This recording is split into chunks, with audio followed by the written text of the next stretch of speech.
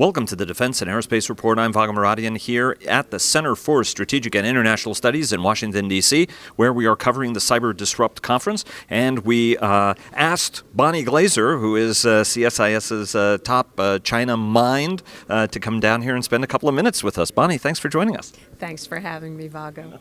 I want to ask you, obviously, Rex Tillerson is taking a tour. He's over in Asia. We've got a new administration in place, albeit getting up to speed a little more slowly than people expected. Obviously, the president had a lot of rhetoric aimed at China, largely on trade. What are some of the different approaches or some of the ways the new administration should be thinking about how best to deal with China? Obviously, something that was important for the Bush administration, but also important for the Obama administration.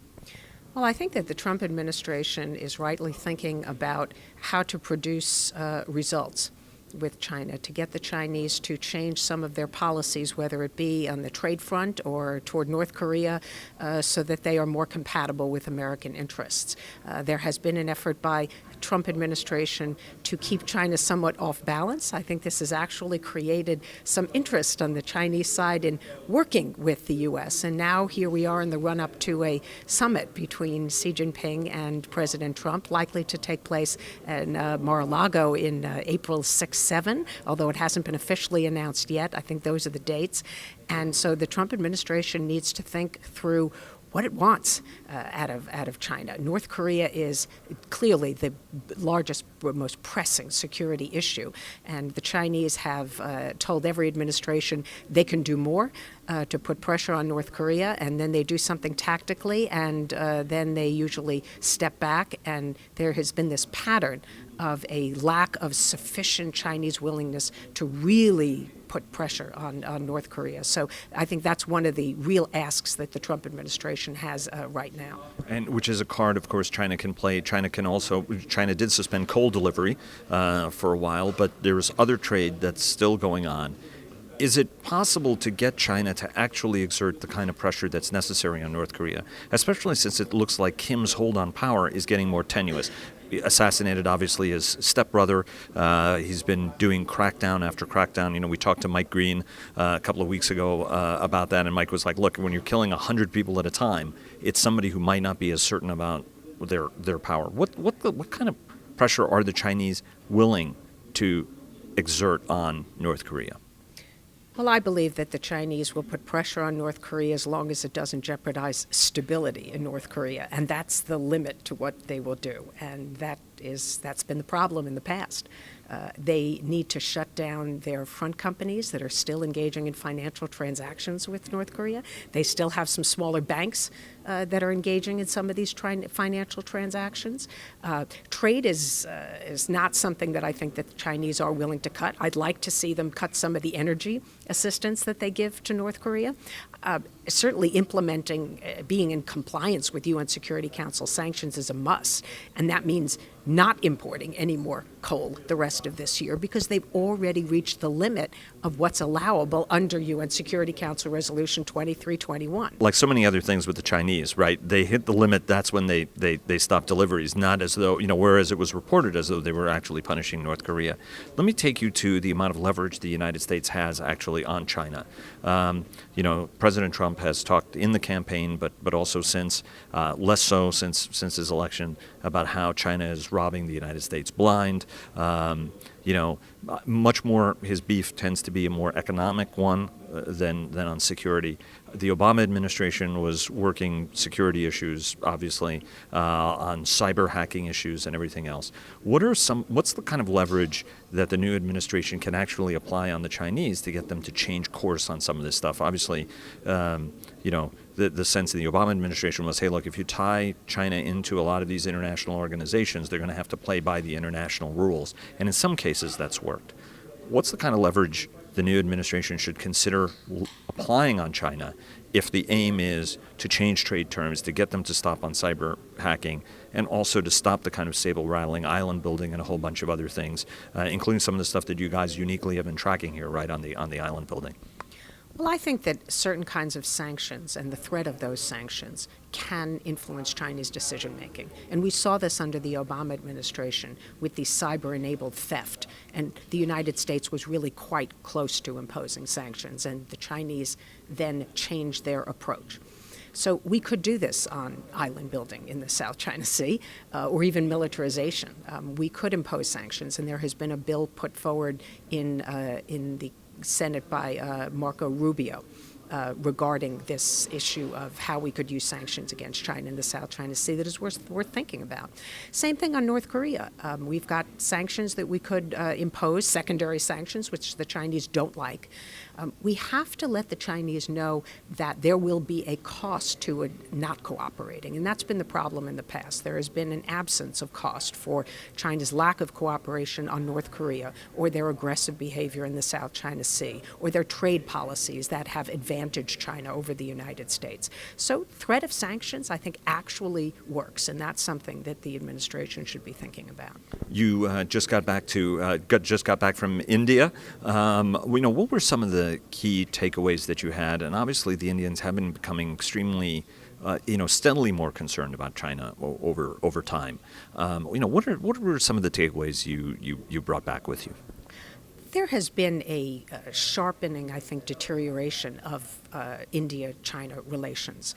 And the Indians are very keen to be working with other powers to try and protect their interest and to prevent China from impinging on those interests and the interests of like-minded countries. So India is interested in values-based diplomacy and a rules-based order, wants to work with Japan, with Australia, and certainly with the United States. So we may not be reinventing the Quad, but there's different geographical organizations of our four countries that are working together very, very closely.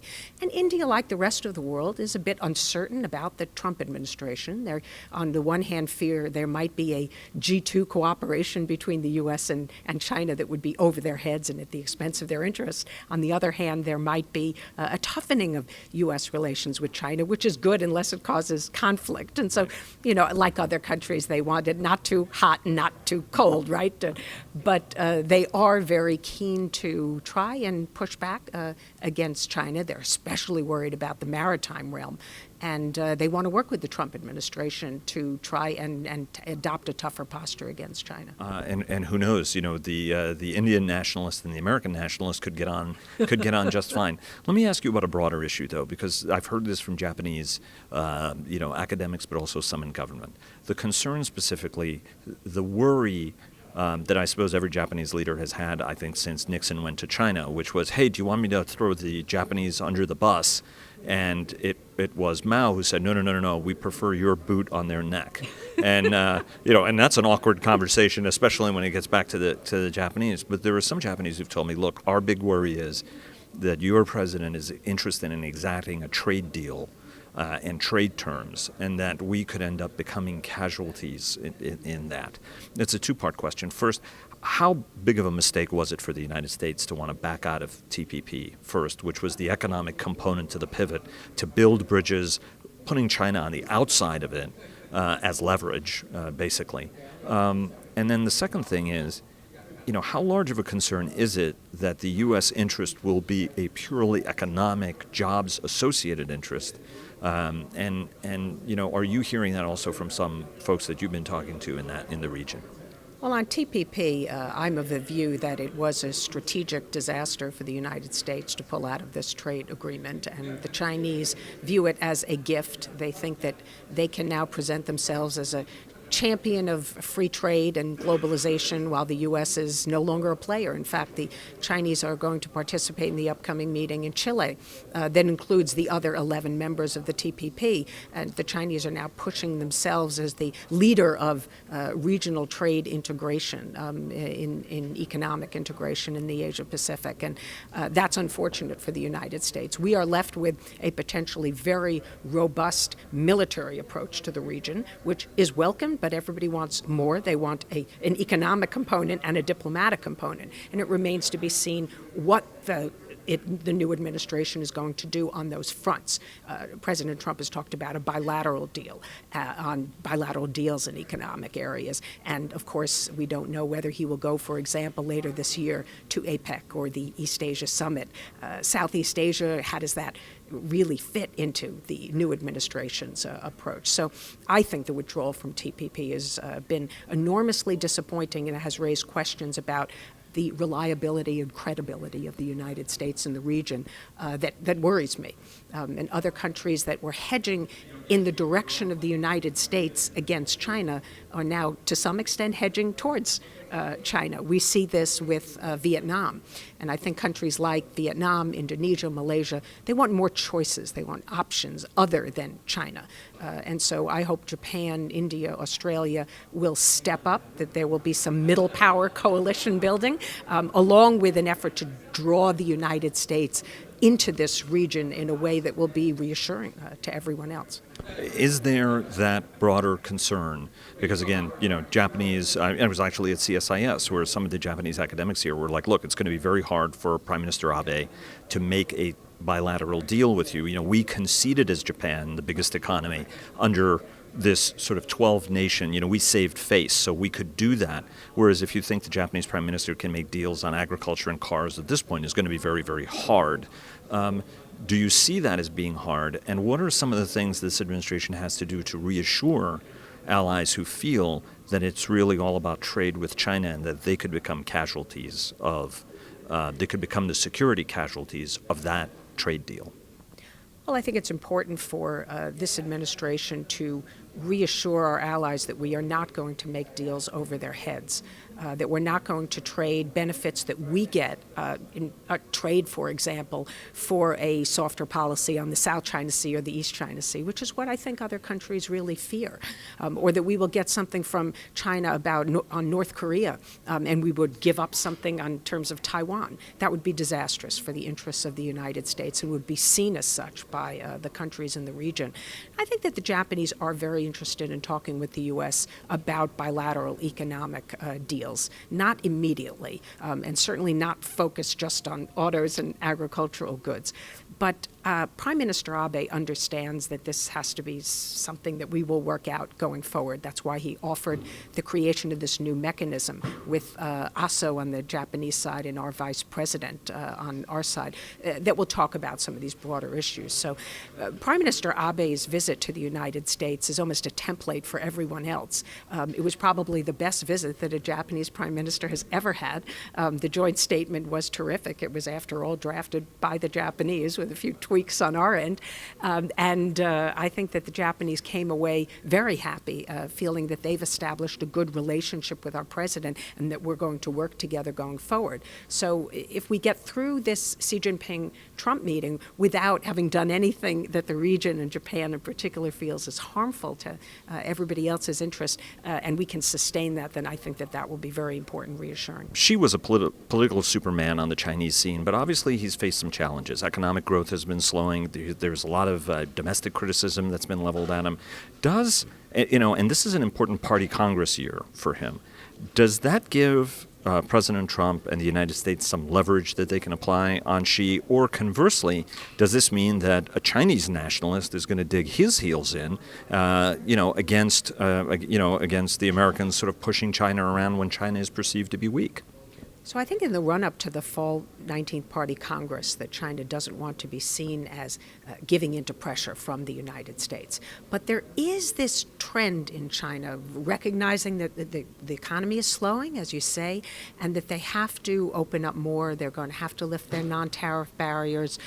They will have to come into compliance with more of WTO requirements, that the currency manipulation is going to have to stop. And so ultimately, I think this is a gradual process for China, but that after the 19th Party Congress, they might be willing to do more. And there is a sense that among some experts and economists in China that maybe they can use this pressure from the Trump administration to promote what they think they have to do. Because let's remember that China has been an export and investment oriented economy, and they know they have to move to consumption and services.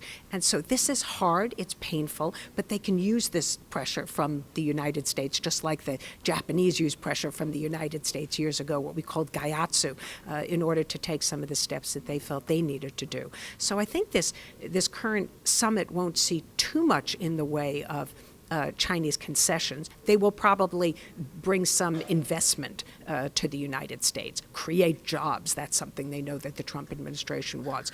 Some other things I think will have to wait until after the 19th-party Congress. And it was great because gaiatsu is getting somebody to do something that they wanted to do anyway, and then everybody takes credit for it ultimately. Right. I think that sounds like it. And that's what we can call a deal. Bonnie, thanks so much. Really appreciate it. Thank you, Vago.